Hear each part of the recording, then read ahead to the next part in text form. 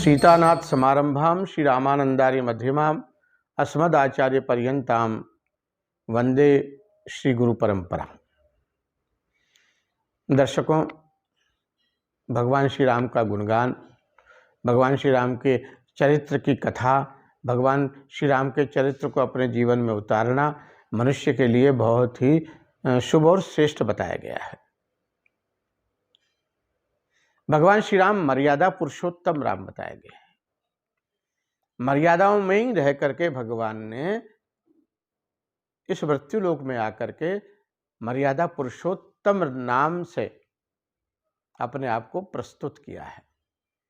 इनका आदर्श, इनका जीवन, इनके जीने की कला हमारे जीवन में सुख और समृद्धि देने वाली होती है। सांसारिक भवसागर से दूर, भवसागर से पार उतरने के लिए भगवान श्री राम के बारे में हम जितना कहें उतना ही कम है।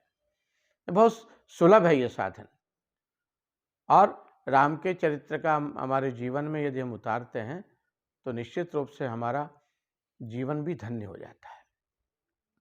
इस संसार में हम आए हैं, कई प्रकार के मानसिक रोग, कई प्रकार के क्लेश, कई प्रकार के सुख दुख, पूर्व जन्म के प्रारब्ध को लेकर के हम यहाँ पैदा हुए हैं। अब नाना प्रकार की परेशानियां भी आ जाती है मनुष्य के शरीर में, मन में, बुद्धि में, विचारों में, सांसारिकता में। तो जैसे शरीर को ठीक करने के लिए औषधियां लेते हैं, अपन आयुर्वेदिक औषधि लेते हैं, मेडिकल ट्रीटमेंट लेते हैं, एलोपैथिक दवा लेते हैं, होम्योपैथिक दवा लेते हैं शरीर की जरा व्याधा पीड़ा को दूर करने के लिए, उससे भी कई गुना हमारे इस रामचरितमानस के मंत्रों में इतनी शक्ति है, इतना पावर है। बस केवल आपको श्रद्धा और विश्वास रखना है। श्रद्धा विश्वास रूपिणौ। अब जैसे मान लो आपके घर में क्लेश हो रहा है, भाइयों में नहीं बन रही है, पिता पुत्र में नहीं बन रही है, माता पिता में नहीं बन रही है, भाई बहनों में नहीं बनती है, पति पत्नी में नहीं बनती है, यानी परिवार में कुछ न कुछ ऐसे क्लेश होते जा रहे हैं जिससे हम अशांत हो रहे हैं। काम में भी हमारा मन नहीं लगता, क्योंकि जब क्लेश हो जाता है, घर में व्यवधान आने लग जाते हैं ना, तो मन भी अशांत रहता है। दर्शकों, बाबा तुलसीदास जी ने भी रामचरितमानस के माध्यम से, भगवान श्री राम के माध्यम से हमें इस भवसागर में कैसे तैरा जाए, किस तरीके से भवसागर श्री राम नाम की नौका में बिठाकर इस पार से उस पार ले जाने का विधान बाबा तुलसीदास ने रामचरितमानस के द्वारा हमें बताया है। तो जैसे ये तो आप जानते ही हैं कि रामचरितमानस बहुत सुंदर है, सुलभ है, इसके अलावा कोई कठिन नहीं है, आम भाषा में है ये। आप ढंग से इसको पढ़ेंगे ना तो आपको लगेगा ये तो बहुत सरल भाषा है, मन को आनंदित करने वाली यही भाषा। जब हम चौपाई, दोहा, सोरठा, छंद गाते हैं, बोलते हैं, सुंदरकांड का पाठ करते हैं, तो मन कितना प्रसन्न हो जाता है। तो जब आपको कठिन क्लेश हो, यानी बहुत ज़्यादा क्लेश की स्थितियाँ बनी हुई हो, तो आप राम दरबार का चित्र रखें, पूजा में दीपक और धूप बत्ती लगाएं, पंचोपचार से उनका पूजन तो करना ही है हमें। लाल या पीला आसन बिछा लें और तुलसीकृत रामचरितमानस ले आए, और उसमें लिखा हुआ है मास पारायण, पहला विश्राम, दूसरा विश्राम, इस तरीके से 1 महीने में वो रामचरितमानस पूरी हो जाती है। भगवान को नियमित नित्य पंचमेवे का भोग लगावे। माला, पुष्पमाला यदि आप अर्पण कर सकते हैं बहुत अच्छी बात है, नहीं तो पुष्प भी चढ़ा सकते हैं, तुलसी दल भी चढ़ा सकते हैं, और बस बैठ करके भगवान के सन्मुख, और पहले तो जो मैं मंत्र बता रहा हूं आपको, इस मंत्र को 108 बार जप कर लें तुलसी की माला से।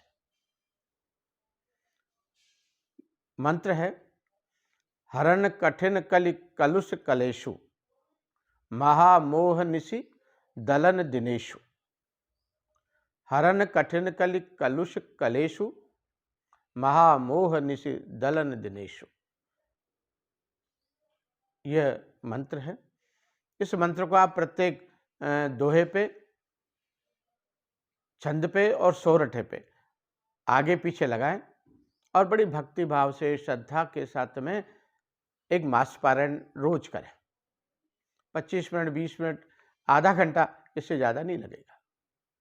बड़े भाव से, बड़ी श्रद्धा से, भगवान को देखते हुए, निहारते हुए, अपने आप को समर्पण करते हुए